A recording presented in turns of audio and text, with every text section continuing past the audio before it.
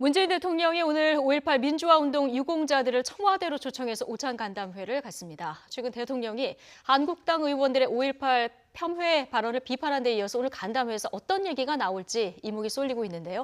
관련해서 더불어민주당 박범계 의원 그리고 자유한국당 장제원 의원 모시고 정치권 생각 들어보겠습니다. 두 분 어서 오십시오. 네, 반갑습니다. 안녕하세요. 안녕하세요. 네. 네, 그동안 5.18 그 폄훼 발언에 대해서 대통령이 첫 공식 언급이 있었고요. 예, 오늘 이제 오찬이 5.18 유공자들 그 가족들하고 그 오찬이 있는데 지금 아마 진행이 되고 있을 것 같습니다. 네, 어떤 그렇군요. 발언이 나올지 굉장히 주목이 돼요. 아무래도 오늘은 이제 대통령께서 자유한국당 일부 인사들의 그 폄훼 발언에 대해서 이미 공식적인 말씀을 하셨지 않습니까? 네. 그저께 반헌법적인 것이고 나라의 근간을 무너뜨리는 일이다 이제 이런 말씀하셨는데 오늘은 아무래도 그러한 발언으로 인해서 상당히 이제 충격을 받았을 그리고 네. 가슴 아파할 유공자분들을 모셔서 그분들의 말씀들을 주로 경청하는 그런 분위기가 되지 않을까 그렇게 예측하는데 또 뭐 경우에 따라서는 모르겠습니다. 예. 왜 웃으십니까? 아니요. 네. 그 5.18 유공자를 대통령이 오찬에 또 초청을 해서 위로를 하는 건 항상 해야죠. 네. 항상 해야 되는 것이고 5.18 유공자는 또 우리가 계속 위로를 해드려야 되는 것이지만 5월 달에 했으면 얼마나 좋았을까. 시기가 문제다. 예, 그러니까 네. 이게 대통령의 이제 스케줄이 좀 정치적이지 않나 이런 생각을 좀 해요. 대통령께서 우리 자유한국당이 지금 언론 비판이라든지 민주당 비판 받기에도 지금 힘들어 죽겠는데 완전히 이제 밖으로 밀어내질라 그러는 건지 5.18 조사위원들 부적격 사실상의 거부권 행사했죠. 그다음에 또 수석 비서관에 의해서 또 강하게 비판하셨죠.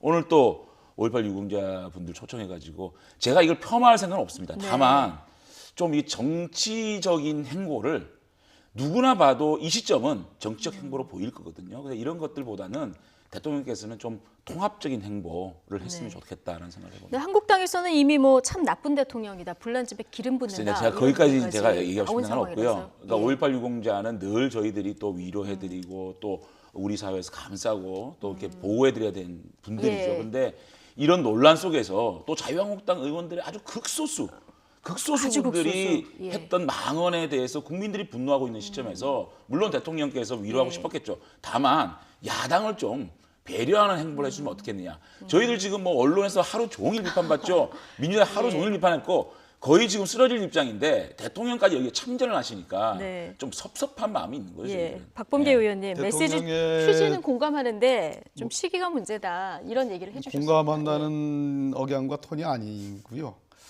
우리 장재원 의원님은 대통령께서 부산 방문해가지고 그렇게 참 축혀 세워주셨는데 그런 평가를 내리시니까 좀 서운한 면도 없지 않아 있습니다. 대통령의 지위가 정치인이라고 단정하는 것은 좀 곤란하고요. 대통령의 행위 하나하나는 나라의 국정과 관련된 것이고 국가 원수로서의 지위 또 행정부 수반으로서의 지위로서 있는 겁니다. 망언 3인방의 발언에 대해서는 장제원 의원님은 아마 동의하지는 않을 겁니다. 자유한국당이 동의하느냐? 저는 약간 이번에 일단 뭐 얘기가 나오겠지만 네. 형평을 잃은 어떤 징계를 보면서 자유한국당 전당대회가 거꾸로 가고 있는 것이다라는 그런 판단 아니할 수 없고 예. 국민의 60%가 훨씬 넘는 분들이 이 망언은 잘못됐다라는 판단을 내리고 있기 때문에 나라의 가장 큰 어른으로서 대통령이 피해자분들을 위로하는 그리고 헌법 정신을 되새기는 것은 국가 지도자라서 당연한 일이다. 더군다나 이번 오찬 그 행사는 뭐 이것 때문에 지금 뭐 마치 자유한국당을 정쟁적으로 뭐 이렇게 뭐 공세를 취하기 위해서 만들어진 행사가 아니고 2019년도에 들어와서 대통령이 각계각층의 인사들을 초청해가지고 쭉 1년에 그 오찬 혹은 간담회를 하고 있는 거예요. 네. 그래서 그 일환으로 이해를 해주시는 게 좋겠습니다. 아니 제가 좀 한 말씀만 좀 드릴게요. 제가 아까 우리 부산에서 오셔가지고 저를 대통령께서 칭찬해 주시고 또 박수까지 치자 해서 제가 박수를 받고 너무 감사하고 사실 그게 이제 우리 이 사상 구민들 그동안 우리 부산을 발전을 위해서 노력했던 구민들에 대한 박수였다고 네. 봅니다. 그런 말씀하시고 난 다음에 대통령의 포용력에 대해서 우리 시민들이 굉장히 박수를 쳤거든요. 저에 대한 박수가 중요한 게 아니고 문재인 대통령에 대한 박수도 많이 받았거든요. 이번에 이럴 때 5.18 망언으로 이 세 분의 망언으로 국민이 들끓을 때 우리 야당이 한번 손을 내밀었으면 어땠을까. 자유한국당의 극소수의 의원들의 얘기일 것이다. 나는 이것이 자유한국당이 이렇게 생각한다고 생각하지 않는다라고 말씀해 주시면서 5.18 유공자를 좀 끌어안아 주셨으면 사실 이게 그야말로 이게 크게 통합될 수 네. 있는 하나의 계기였거든요. 근데 대통령께서 직접적으로 이렇게 비판하시고 이런 행보를 하시니까 저희들은 좀 섭섭하다는 생각이 드는 거예요. 네. 자유한국당의 선관위가 이번 전대에서 최고위원회 출마한 두 분을 처리하는 과정에서 한 분은 김진태 의원 등의 그 3인방이라고 하는 적절하지 않은 발언을 하신 분들을 정말 말 그대로 훈계하고 그분들을 질책하는 그 후보에 대해서는 징계를 하고 그게 미풍양속을 해치고 질서를 어지럽혔다고 징계를 하고 대통령 일단 뭐 아마 나올 겁니다. 이슈에도 정말 대통령의 아버지빨쯤 되는 그 젊은 후보가 예. 제가 제 입으로 창피해서 말씀드리기 어려울 정도의 용어를 써가면서 뭐 처단을 한다라는 표현을 쓰는 거에 대해서는 아직도 징계 여부는 지금 논의되고 있지 않아요. 네. 그 사태에 대해서는 그러면 예. 그런 아니 얘기부터 우리 당이 잠깐만요. 역대 잠깐만요. 예. 잠깐만, 그런부터 자, 공명정대하게 들어보십시오. 처리를 하면서 대통령의 자, 포용력을 역대 말씀하셔야지. 정당에서 자당의 의원의 발언을 직접적으로 바로 징계를 한 적이 있었습니까? 바로 한 명을 징계했고 한 명은 당헌 당규 때문에 징계를 유보한 겁니다. 이렇게 강력한 처방을 장 뒤조부 또 많은 의원들이 5.18 이 망언에 대해서 비판하고 당내 비판이 있는 겁니다. 그런 것에 대해서 좀 평가를 해주신다면 대통령께서 크게 보시고 자유한국당의 극소수의 의원들의 발언이었다고 생각한다. 나는 그렇게 믿는다라고 말씀해 주시면 정말 여야가 통합할 수 있는 큰 물결을 만들 수 있는 거거든요. 네. 그런 좀 리더십 발휘해 주시라 이런 말씀을 드립니다. 대통령이 야당의 이런 곤혹스러운 상황을 좀 품어주셨으면 그렇죠. 하는 바람을 그렇게 계속 되면 얘기를 저희들도 참 감사하게 생각하지 않겠습니까? 네. 그런 좀 큰 정치를 좀 해주시면 좋겠다는 알겠습니다. 제 마음입니다. 예, 조금 전에 이제 예. 박범계 의원님이 말씀하신 내용은 김준교 청년 최고위원의 발언 말씀을 하신 제가 것 이름을 같은데요. 검열하고 싶지 않아가지고 제가 예. 알고 있지만 그런데 지금 후폭풍이 거세기 때문에 저희가 영상으로 준비를 그럴까요? 했습니다. 이 얘기를 좀 보고 오겠습니다. 문재인을 탄핵시키기 위해 문재인은 지금 나라를 팔아먹고 있습니다. 무슨 대통령입니까? 저는 절대로 저자를 우리 지도자로 인정할 수 없습니다.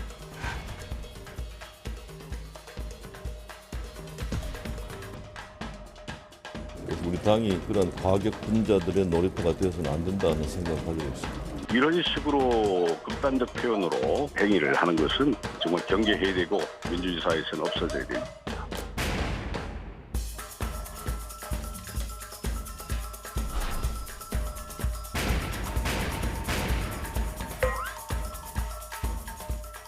네, 장재훈 의원님, 의료운 젊은이 스스로 이렇게 칭했는데 제가 맞습니까? 2주 전에 여기 나왔을 예. 때는 공세 포인트가 많았는데 네. 오늘은 계속 제가 수세에 몰리는 것 같은데 아니 김준교 씨 같은 경우에 사실은 앞으로 보십시오. 0.1%도 득표하지 못할 후보입니다. 이 후보의 참 정치를 시작도 하지 않은 이런 사람의 발언이 너무 과대 보도되고 있지 않는가라는 네. 생각이 들고요. 예. 다행인 것은 우리 당에 김무성 전 대표님이나 이완구 전 대표님 같은 어른이 계신 게 참 다행이라고 생각되고요. 정말 잘못된 발언이고 망언이라고 생각합니다. 예. 그렇지만 아마 이런 것들은 뭐 대통령 선거 때 늘 출마하면서 기이한 행동을 하는 사람 있지 않습니까? 그 정도로 좀 봐주시면 좋겠고 이번 기회에 청년 최고위원들은 좀 따로 투표를 하게 특혜를 주거든요. 저희 청년들의 목소리를 담아야 된다. 근데 이런 청년들의 목소리를 담고자 해서 청년 최고위원 제도를 둔 건 아니거든요. 그래서 예. 청년 최고위원 후보를 등록할 때 좀 자격 요건을 강화할 필요가 있지 않느냐. 뭐 당에 공헌을 했다든가 당의 역할을 좀 많이 했던 사람에 대한 어떤 좀 이렇게 기준을 줘서 제도적으로 좀 보완을 할 필요도 있지 않느냐라는 네. 생각이 듭니다. 극소수의 지지를 받는 후보들의 발언까지 너무 확대하지 말아달라 이런 그래서 당부를 좀 출마하는 사람은 해주셨는데. 어떻게 하겠습니까? 예. 예, 근데 이게 5.18 망언하고 막 섞이다 보니까 네. 이 분의 발언이 뭐 당에서 이렇게 뭐 대세를 득할 뭐 이런 분으로 좀 표현될 수 예. 있는데 제가 생각할 때는 아마 0.1% 득표 못할 겁니다. 그렇지 않을 근데 거예요. 그렇지 0.1% 않을까요? 예. 이상 득표합니다. 왜냐하면 제가 우려하는 것은 바로 당에서 한 발언에 대해서 징계하는 사례가 있었습니까? 이렇게 질문하시는데 그것은 스스로 아마 그 가슴에 손을 얹고 돌이켜 보면 아실 문제고 문제는 뭐 대체로 이제 저런 분들이 출마하지 못하도록 자격을 요건을 강화하자. 그 말씀 참 좋은 말씀이에요. 그런데 왜 김진태 의원이나 저 김모 왜 방송에서는 저 XX로 표현합니까? 신문에서는 다 저 표현이 그대로 나옵니다. 젖단계라고 했습니다. 네. 예, 방송에서는 차마 정말로 표현하기 어려운 정말 뭐 악랄한 그런 표현이기 때문에 저 시청자들에게 못 보여드리는 거 아니겠습니까? 그런데 문제는 태극기 부대가 있다는 겁니다. 태극기 부대가 뭐 8,000명, 뭐 10,000명 이런 얘기가 있는데요. 네. 저는 상당 부분 득표할 가능성이 있다고 봅니다. 저런 토양이 자유한국당 전당대회를 휩쓸고 있고 그것이 하나의 어떤 큰 바람몰이처럼 지금 되어가는 상황에서 저 친구가 저런 나쁜 발언을 했기 때문에 예. 저는 뭐 0.1% 거기에 대해서 동의하지 않아요. 지금 그러니까 이 한국당 내 태극기 세력, 이른바 이 태극기 세력이 얼마나 되느냐.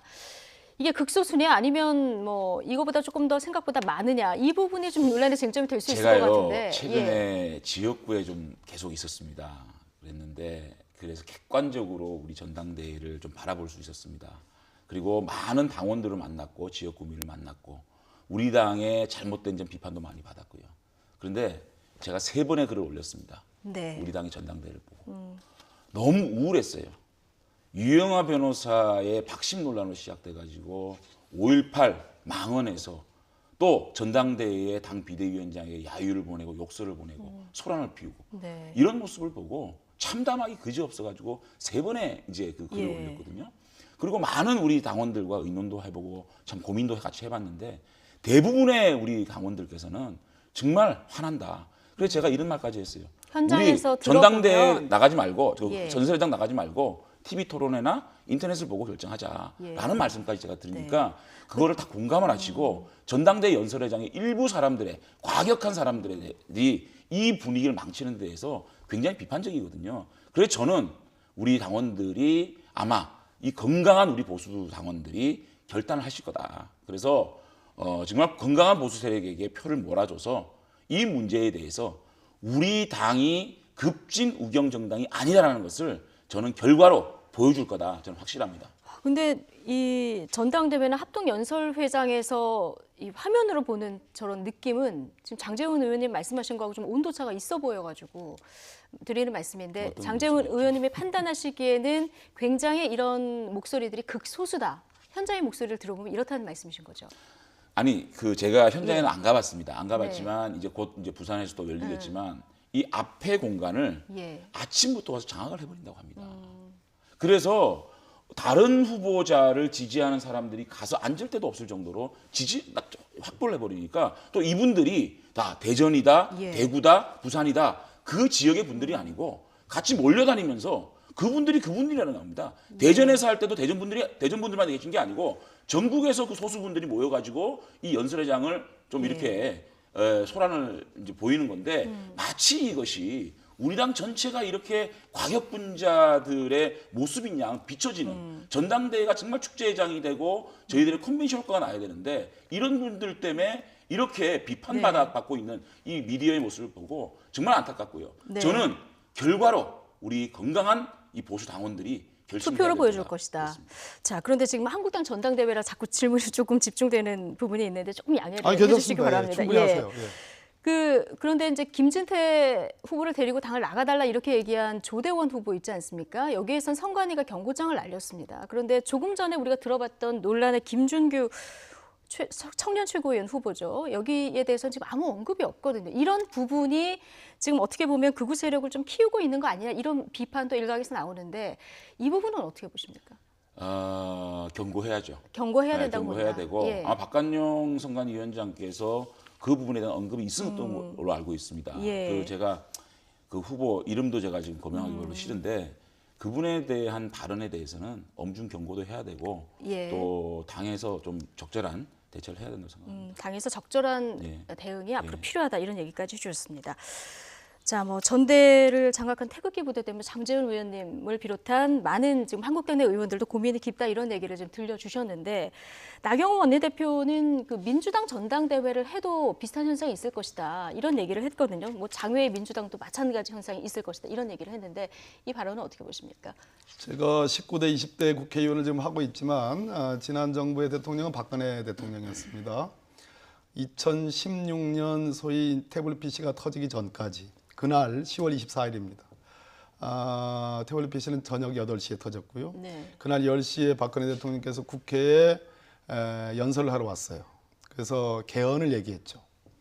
그때까지만 해도 민주당의 의원들이 이런저런 의혹의 눈초리로 주시를 하고 아주 정말 살금살금 정말 국정이 잘못 돌아가는 거 아니냐. 그리고 대통령이 소통이 너무 없는 거 아니냐. 뭔가 대통령 뒤에 누군가 정확하지는 않지만 뭐 최순실이가 뭐 어떻다더라는 정도의 두런두런한 얘기는 했지만 박근혜 대통령을 향해서 바로 직설적으로 감히 못했습니다. 네. 예, 그것은 민주당이 용기가 없어서 그런 것이 아니라 네. 적어도 명확한 팩트와 어떤 명확한 근거를 가지고 비판을 해야 된다라는 그러한 공감대가 있었던 겁니다. 아마 뭐 자료 화면을 찾아보시면 그 부분은 자신 있게 얘기할 수 있습니다. 적어도 국정농단이 터지고 나서 우리가 뭐 국정농단 함께 우리 했던 뭐 장 의원님이신데 그 뒤에 강한 비판을 했지 그 전에는 대통령을 그렇게 정말 그 수모스러운 그러한 경멸적인 용어를 사용하면서까지 하지 않았습니다. 민주당 예. 안에서.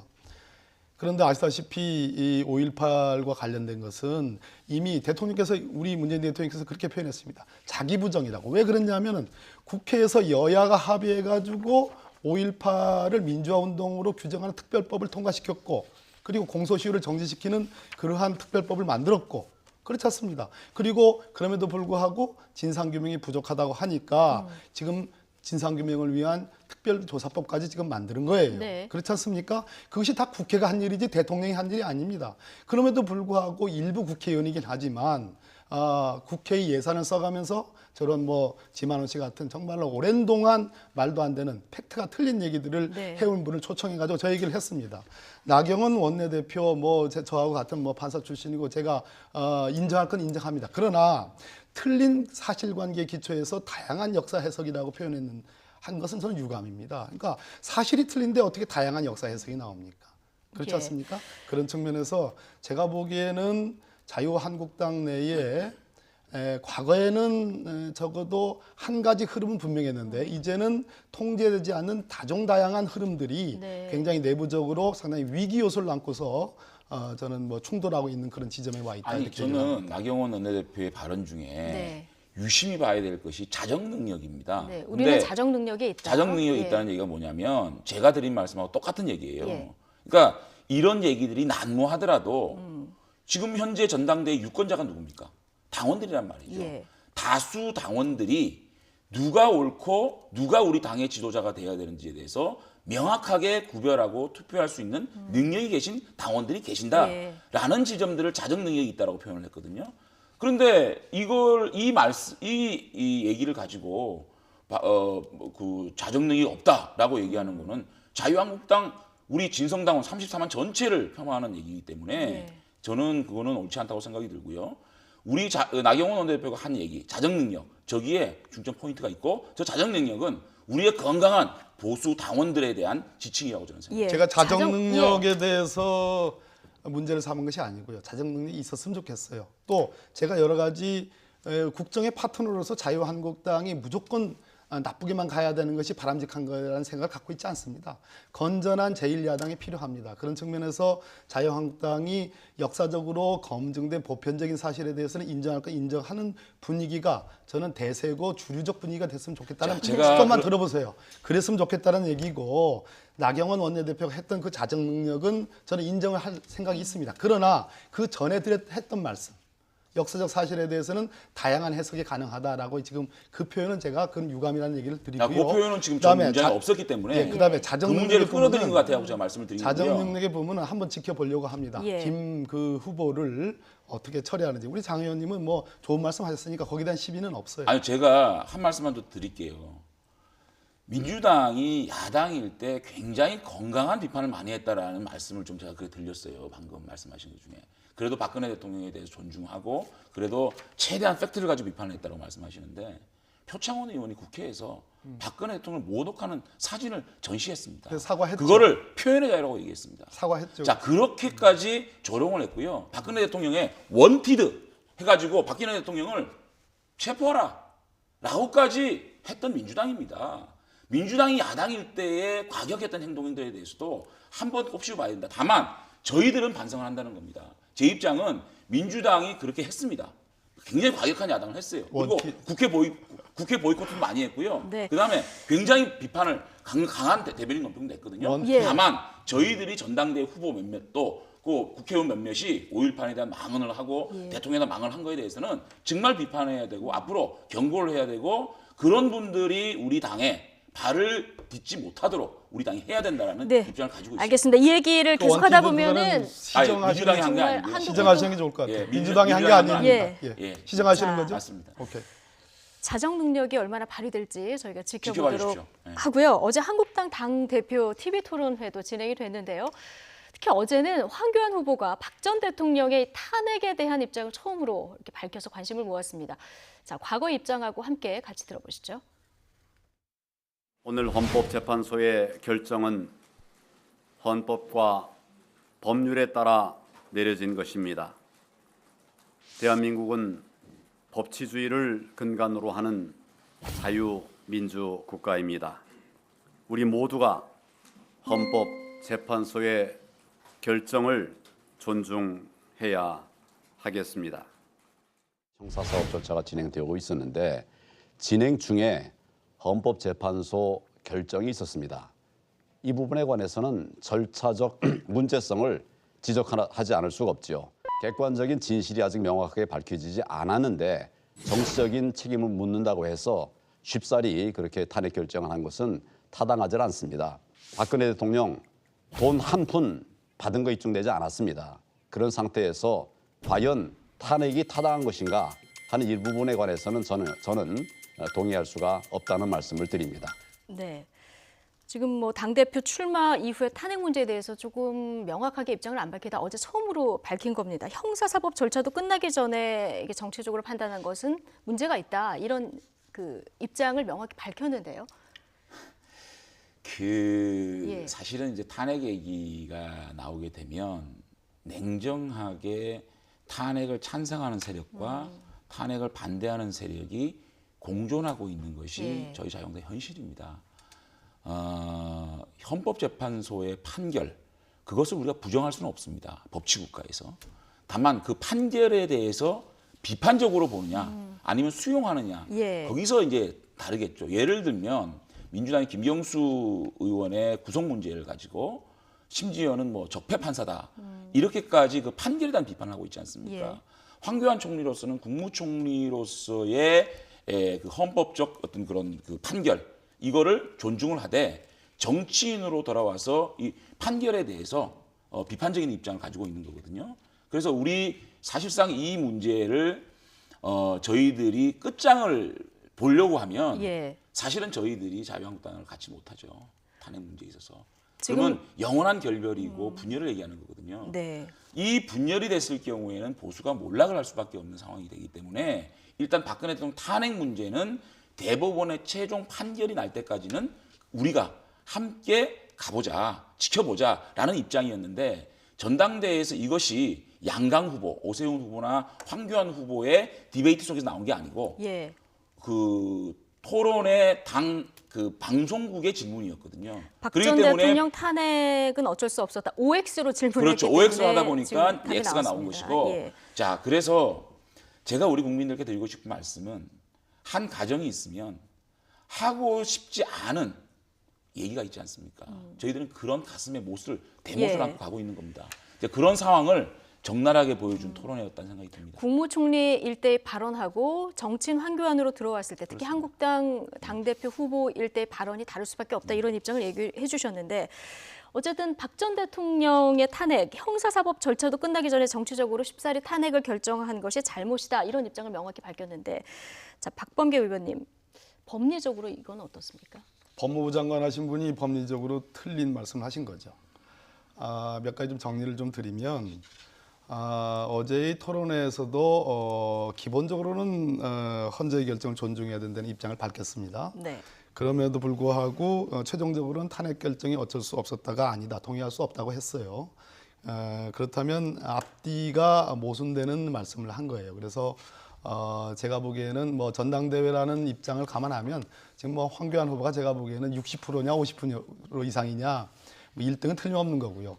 그런 측면에서 오히려 법무부 장관을 하셨기 때문에 원칙을 제대로 소신 있게 말씀해 주시는 게 옳지 않았냐 하는 생각이 네. 들고요. 두 번째는 그 사법재판 절차가 진행 중인 상태를 말씀하셨는데 헌재는 예. 대법원이나 법원과는 완전히 다른 헌법기관입니다. 그래서 법원에 의해서 유죄 판결이 확정이 돼야지 탄핵을 할 수 있는 게 아닙니다. 별도의 절차고 별도의 어떤 증거 절차를 거쳐서 하는 거고 형사소송법을 준용하도록 되어 있습니다. 그래서 그 당시 나온 수사 자료를 가지고 헌재가 고유의 증거 법칙과 증거 절차에 의해서 결정을 해가지고 탄핵을 한 거예요. 그렇기 때문에 뭐 박근혜 전 대통령이 기소돼 가지고 재판받은 것을 다 보고 나서 탄핵을 했어야 됐다라는 그러한 말씀은 제가 보기에는 적절하지 않았다는 말씀이 들고, 세 번째 마지막으로 어쨌든 박근혜 전 대통령의 탄핵 소추로 인한 직무집행이 정지되면서 황교안 총리께서 직무대행자가 된 겁니다. 네. 대통령 권한대행이 된 겁니다. 대통령 권한대행은 말 그대로 국회와 헌법재판소가 한 그 프로세스의 정당성을 전제로 한 지위예요. 그래서 그것을 부정하게 되면 본인이 했던 대통령 권한대행으로서의 지위도 부정할 수밖에 없는 자기 모순에 빠지는 거예요. 그래서 저는 황교안 총리께서 뭐 자유한국당의 대표가 될 거고 뭐 또 상당한 기대도 있습니다. 그러나 예. 적어도 재임 기간에 있었던 법무부 장관과 국무총리 권한대행으로서의 어떤 이미지를 훼손하지 않는 그런 원칙의 이미지를 그대로 예. 유지해 주시길 바랍니다. 아니 저기 지금 황교안 전 총리 후보의 그 탄핵 관련된 이제 그 찬반 논란에서 이 왜 이렇게 모순이냐 이런 지적이 있는데, 이거는 법적 견해와 정치적 견해를 달리하고 있는 거죠. 법적 견해는 사실은 국무총리로서 법적 절차를 진행했고 국회에 탄핵됐고 헌법재판소에서 만장일치로 결론이 난 것에 대한 인정은 법적 인정을 얘기하는 것이고, 이제 정치인으로 돌아와서 정치적 견해는 그것이 정당했느냐라는 정치적 견해를 가지고 있다라는 얘기를 한 거거든요. 네. 그렇기 때문에 이게 그렇게 모순된 부분이 아니고 우리 전당대회의 아젠다는 이 탄핵이 아닙니다. 우리 당원들을 일반 우리 당원들 만나보십시오. 탄핵이 아젠다가 아니고 탄핵을 찬성하는 사람을 찍을 것이냐 반대하는 사람을 찍을 것이냐 이게 문제가 아니고요. 어쨌든 이 탄핵 문제는 우리 모두의 책임이고 우리 보수 진영과 우리 보수 당원, 우리 자유한국당의 모든 특히 우리 국회의원들의 책임이 크고, 그런 책임 속에서 사랑과 용서와 이해로 우리 보수가 하나가 돼가지고 우리 민주당을 견제하고 진보 진영을 견제해야 된다. 이 과정에서 어떻게 새로운 어떤 그 아젠다를 만들어가는 것이냐에 대한 판단을 통해서 저는 투표할 거다 이렇게 생각합니다. 장질권 의원님처럼 생각하는 아니요. 저는 이게 제 개인적인 생각이 아니고요. 말씀은 화려하지만 많은 대화와 많은 당원들과의 고민이 있었다는 말씀. 네. 말씀은 화려하지만 문제는 있어요, 장 의원님. 내가 대체로는 우리 장 의원님과 이 토론하면서 제가 비교적은 관대한 편인데, 정치와 법이 그렇게 따로 있는 게 아닙니다. 정치가 법하고 달리 갈 때 그때 그것이 불법이 되고 위법이 되는 거예요. 그래서 물론 저는 법조인 출신이니까 저하고 좀 다를는지 모르겠지만 그 말씀은 조금 유감입니다. 그렇게 아주 냉정한 비판 저희들이 수용해야죠. 예. 알겠습니다. 어쨌든 박근혜 전 대통령 탄핵 문제는 아까 말씀하신 대로 한국당 입장에서는 굉장히 가슴 아픈 너무 아픈 넘어야 될 현실이에요. 이런 예, 현실이 넘어야 있는데요. 됩니다, 저희들이. 오세훈 후보만 탄핵이 어쩔 수 없었다. 어제 이런 얘기를 했습니다. 이 오세훈 후보하고 김진태 후보 간의 신경전도 어제 굉장히 팽팽했는데요. 일단 들어보고 얘기 계속 이어가겠습니다. 탈당하셨다가 또 다시 복당을 하셨습니다. 마시던 우물에 침을 뱉고 다시 또 그 우물을 드시러 오셨습니다. 박근혜 대표도 우리 당에서 탈당했던 적이 있었습니다. 탈당이 중요한 게 아니라 보수의 가치를 지키느냐가 중요하다. 저는 그렇게 생각을 하고요. 마시는 우물에 보이콧에 대해서 좀 답변을 하시죠. 잠깐만요. 후보님. 질문하신 거는 시간이 말씀드릴게요. 없습니다. 시간이. 어차피. 침을 뱉었다는 표현은 저는 정말 용납하기가 힘듭니다. 후원금을 지난 대선 때 내셨더라고요. 조원진 후보께 500만 원을 내신 걸 봤습니다. 김진태 후보는 몸은 자유한국당에 있지만 마음은 대한애국당에 가 있었던 거 아닌가 싶고요. 그 한 달 전에 그 상대방이 저한테 또 후원을 해주셨었습니다. 대선 관계가 아주 그때 좋군요.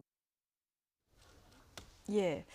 지금 조원진 후보하고 김진태 후보 후원금을 주고받는 사이, 여기에 대한 공격 포인트를 잡고 오세훈 후보가 얘기를 하는 부분 들어봤는데요.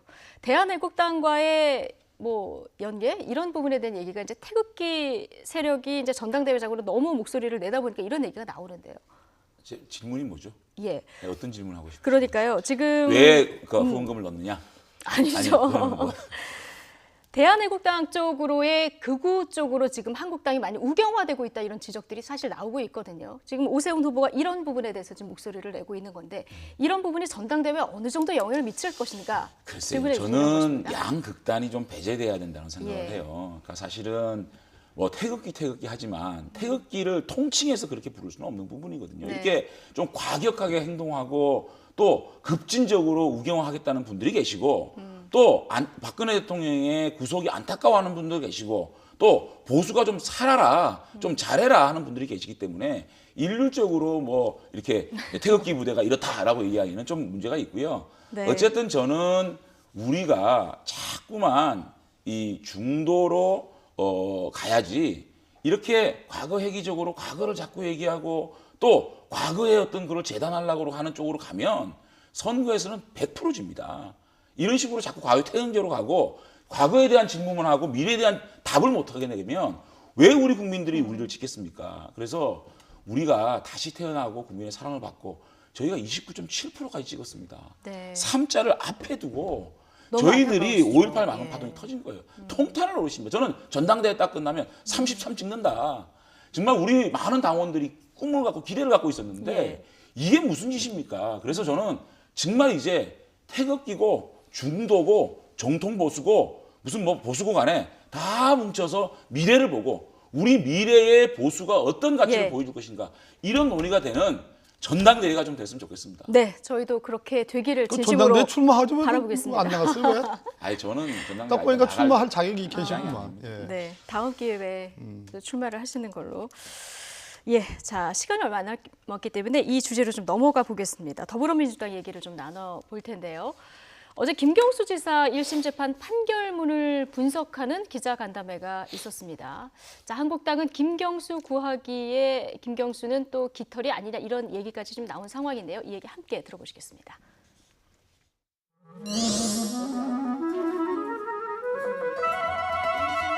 킹크랩 시연 상황 등에 관한 증인들의 진술이 결코 백치로 일관되지 않습니다. 컴퓨터 접속 기록을 분석해서 그것이 시연 행위인지 테스트인지를 판단한다고 하더라도 그것으로 피고인의 지시 성인 허락은 입증하지 못합니다.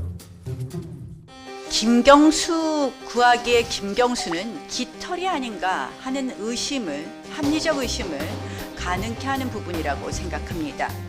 김경수 드루킹 사건의 최대 수혜자인 몸통을 보호하기 위해서 소위 난리법석, 야단법석이 아닌가 이런 생각이 듭니다.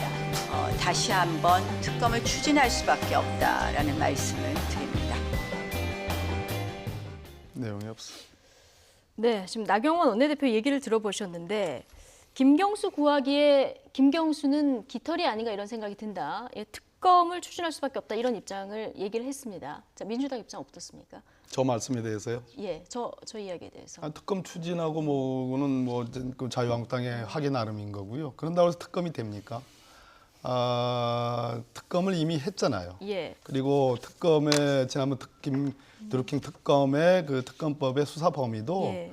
그 수사 중에 그 연관된 혐의점에 대해서는 다 수사를 할 수 있도록 열어놨습니다. 예. 모든 특검법이 다 그랬어요. 그래서 지금 말씀하신 것처럼 저 몸통이라고 지금 나경원 원내대표께서 지적하시는 분이 세상 사람들 다 아는 거 아니겠어요? 뭐 존함을 말씀 안 드렸다고 그래서 저게 명예훼손이 되냐 안 되냐 뭐 이렇게 얘기할 사안은 아니에요. 저건 다 누구를 지칭하는지 다 압니다. 그런데 그 혐의점이 있었으면 특검이 허익범 특검이 지금 제가 보기에는 특검 기간 동안 하나도 안 봐주고 정말 수사 엄청나게 한 거 아니겠습니까? 예. 있었으면 뭐가 나왔겠죠. 예. 예, 그런 측면에서 저것은 자유한국당의 저는 일방적인 정치 공세라고 보여집니다. 박범계 의원님, 그런데 지금 법원에 판결이 내려졌잖아요. 네. 근데 이 법원 판결문 뜯어보기를 민주당 내에서 한 것이 맞느냐 이런 지적이 사실 많이 나옵니다. 저는 김경수 지사의 재판에 지금 예. 다 끝난 게 아니잖아요. 예, 말 그대로 1심이 끝났을 뿐이고 예. 2심, 3심이 있는데 그 재판에 크게 도움되는 일은 아니라고 생각합니다. 도움되는 저는 일은 아니다. 제가 법원에 뭐 판사로 재직을 했기 예. 때문에 제가 법원을 뭐 팔을 안으로 굽는다 식으로 그래서 그런 게 아니고요. 사법농단 수사는 이제 얼추 끝났습니다. 예. 그리고 사법개혁의 과제 같은 경우야 당연히 국회 입법과제이기 때문에 집권당인 민주당이 정말로 제대로 사법개혁을 할 수 있도록 노력을 해야 되고 그러한 주장도 공세도 많이 펴야 네. 됩니다. 그러나 이미 1심 판결은 끝났습니다. 그리고 2심 판결은 아직 뭐 개시조차도 되지 않아요. 네, 그래서 뭐 저 비분관계하는 의원님들의 생각은 뭐 충분히 이해되지만 그 판결 비평이라는 게 판결이라는 것이 절대 불가침의 성역은 아닙니다. 예. 비평을 할 수 있습니다. 그러나 그 형식과 톤과 어조 이런 것은 매우 고도로 네. 세밀하게 예. 고려해서 해야 되는 게 좋겠다. 그래서 저는 신중론에 더 가깝습니다. 개인적으로 신중론에 가깝고. 아니 저는 예. 그 박범계 의원님 정도의 스탠스가 민주당에서 나왔다면 네. 이렇게 한국당에서 공세를 취하고 공격을 할 이유가 없어요. 지금 김경수 지사 구속되고 난 다음에 니정 내정 그래요. 네가 구속되면 정의롭고 내가 구속되면 정치냐. 그런 말이 또 있습니다. 니정 내정 그래요. 인터넷 한번 보십시오. 처음 들었습니다. 그렇게 김경수 그 도지사에 대해서 알레르기 반응을 보이고 적폐 판사 리스트 만들겠다 그러고 사법농단이라 그러고 어떻게 그렇게 집권 여당의 막강한 권력을 가지고 사법을 이렇게 몰아갑니까? 예. 이해찬 대표가 어저께 뭐 적폐 그 사법농단 적폐 리스트 5, 6명 정도 발표할 것이다 이렇게 얘기하면서 보석해내라 그럽니다. 이건 공개 재판 거래입니까? 당대표까지 이렇게 나서는 것은 그럼요. 국가는 대변인 논평 한번 보십시오. 적절하지 않다. 보석해내라고는 안 했죠. 표현은. 보석하는 게 마땅하다 이렇게 얘기한 거 아닙니까? 오늘 좀- 어차피 이게요. 오늘 좀 사법부를 겁박하는 겁니다. 협박 아니면요. 보석을 거래입니다. 언제쯤 청구할 것이다라고 했다가 자, 헌법 잠깐만요. 그건 제가 틀린 좀- 말씀이기 때문에 제가 잠깐만요. 지적을 하는 거예요. 제가 말씀드리고 보십시오. 보석을 해내라 이런 표현은 안 썼습니다. 그건 그런 틀리기 때문에 얘기죠. 제가 말씀드린 거예요. 예. 제가 말씀 끝내고요. 보석을 신청할 예정이다. 예정이다 아니, 그랬고 이렇게 그것도 이제 얘기를 그것도 했고요. 사실은 그것도 일정이 정확하지 않은 말씀이기 때문에 바로 수정을 했습니다. 아니, 예, 근데 그런데 그래서 박범계 그렇게 의원님 이 말씀하시면 부분에 안 대해서 되는 때 1년에 예. 한 번씩을 보십시오. 김경수 의자 구속되자마자 대변인에 나서서 뭐라 그랬습니까? 적폐라 그랬어요. 적폐 판사라 그랬어요. 뭐 또 청사위원회 만들어가지고 리스트 만들겠다고 했어요. 연장성사로 이해찬 대표의 발언이 나온 겁니다. 국민들은 이 집권 여당의 막강한 힘으로 사법부를 몰아붙인다라고밖에 볼 수 없는 거 아니겠습니까? 이렇게 집권 여당이 사법부를 보호해야 되고 지금 사법부가 얼마나 어렵습니까? 사법농단이 되고 전임 대법원장이 지금 구속돼가지고 사법부의 권위가 무너지고 있습니다. 아무튼- 그렇다면 자기의 아픔이 있더라도 그 아픔을 좀 속으로 사기시고 사법부를 좀 보호하고 그 판단의 정의로움을 좀 인정해주고 하는 모습을 보여야 건강한 여당이지 않겠습니까? 그런데 대표가 나서가지고 이렇게 하면 사법부의 대혼란을 야기할 뿐이다. 저희들이 그거를 지적하는 거죠. 아무튼 김정하 앵커가 예. 적절히 지적했듯이 이해찬 대표의 발언에 대해서는 틀린 말씀을 하신 거예요. 제가 그거는 뭘가 틀린 얘기를 했죠? 해석은 내 느낌은 이렇게 느껴졌다라고 표현하시면 되는데 그런데 연구할 그냥 아까 생각이 그냥 없습니다. 내놔라 보석해 내놔라 이렇게 표현했어요. 박범계 그건 아니라는 의원님, 말씀드립니다. 김 지사가 보석을 신청할 예정이다. 여기까지는 맞는데 지금 말씀하시는 것은 이런 여러 가지 민주당에서 일련의 발언들이 사법부를 압박하는 거다. 지금 그건 한국당에서 나중 얘기죠. 이런- 제가 예. 지적을 하니까 나중에 해석을 하면서 알겠습니다. 이 부분은 그렇게 얘기한 저는요, 거고 지금 제일 민주당이 처음에 장재 의원님이 오늘 저 세 가지 팩트 틀린 얘기를 했어요. 근데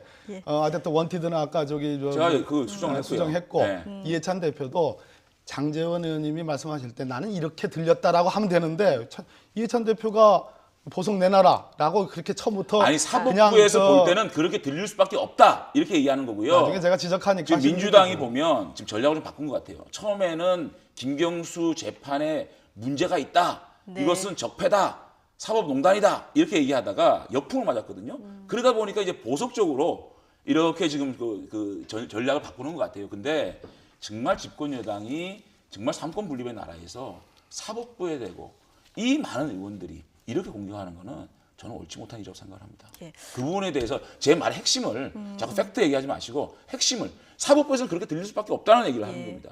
알겠습니다. 이게 비평의 영역 안에 들어올 수 있는 부분인가, 사법부의 어떤 권리를 침해하는 것인가, 이런 이제 비판들이 양쪽에서 다 나오고 있는데요. 이 정치권에서 앞으로 또 계속 파장이 일 것 같습니다. 이제 보석 신청도 되고 뭐 결과가 나오는 것도 지켜봐야 되니까요. 시간이 다 돼서 네. 두 분 말씀 오늘 여기까지 듣겠습니다. 더불어민주당 박범계 의원 그리고 자유한국당 장제원 의원 두 분과 함께했습니다. 오늘 고맙습니다. 네, 수고하셨습니다.